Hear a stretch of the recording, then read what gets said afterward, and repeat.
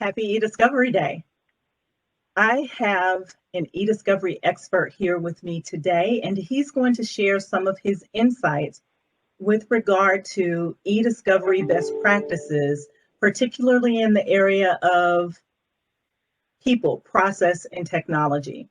He's an eDiscovery consultant with one of the largest firms in the country, and he has been in this business for a very long time. I'll let him introduce himself. Rahul? Hi, thank you, Chris. Happy eDiscovery Day, everyone. Chris, thank you for having me. I am Rahul Chhabra. I am an eDiscovery consultant for a law firm of Schulte, Roth & Zabel in New York City. And just a disclaimer, all views are my own and in no way, shape, or form belong to my employer. And I am very excited to be here, Chris. Really glad to have you. Thank you so much for spending this time with us today. One of the things that I wanted to visit with you about, I believe, is in one of your areas of expertise. Can you explain to people, or explain to us, how people, process, and technology as a framework works in the eDiscovery context? Sure, Chris.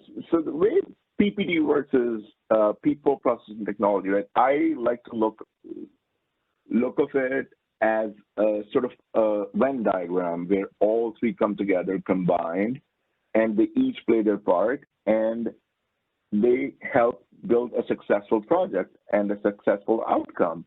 So people in our case are everybody who's involved with the matter, our lawyers, in-house lawyers, paralegals, litigation support professionals, people who work at vendors. And process, in our case, is the EDRM, all the stages of the EDRM. And the technology, I like to call it more as a tool. It helps the people and create a process and get from point A to point B. I like that. I like what you're saying about seeing the technology as a tool. You know, so often we want to do technology for its own sake, and we don't recognize that, you know, the right tool needs to be used for the right task. And if you don't necessarily know what that task is, that's when you call in a consultant like yourself or myself in certain instances to help with that decision. So what do you see as the challenges that we face in the PPT framework associated with eDiscovery? So I think the biggest challenge we face as a community is we try to really focus on the technology piece and forget the people and the process piece, which I believe is the most important aspect to bring a successful outcome to any project. So in terms of people, it is very important to know who's on your team, what's their working style look like, what kind of language they speak. And then second, finding the goals of your project that comes from talking to these people. The third is knowing the strengths and weaknesses of your team so you can put them up to the right task and, you know, they can provide a successful outcome to you. Coming to the process, the challenge with the process is in the world of eDiscovery, we do not do a lot of documentation. And I cannot stress this enough. Documentation and logs are key. And again, this goes across the EDRM, starting with collection logs, processing logs, all the way to production logs. And I can't say this enough. Document, document, document. We all know how much time we spend on trying to find out what happened last time this year on a matter. So in terms of technology, as I said earlier, it's just a means to get there. It's just a tool, and the right people and a good process can beat any flashy technology on a given day. Good point. So on a fun note, what would you see, what do you want to see in the ideal world of eDiscovery? Oh, this excites me. For me, the ideal world of eDiscovery would be a lot of cool visualization analytics.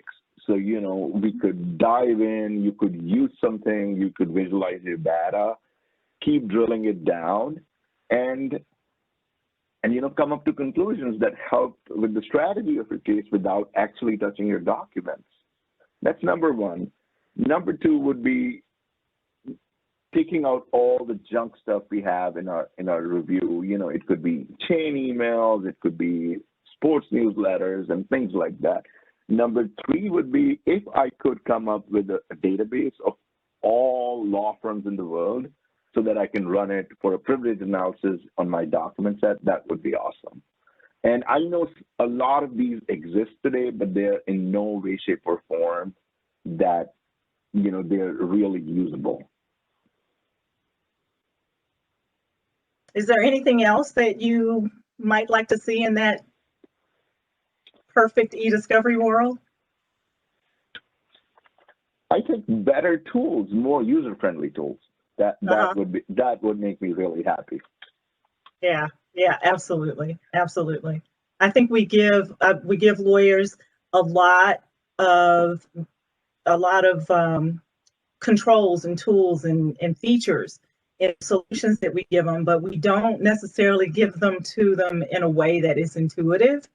And if they don't use it, those tools are useless. They're just extra data, extra storage, extra processing that is unnecessary if they're not going to use it. So user friendliness is definitely the key. Well, listen, I thank you so much for spending the time with me today, and I hope that you have a fantastic eDiscovery day. Likewise, Chris, thank you for having me.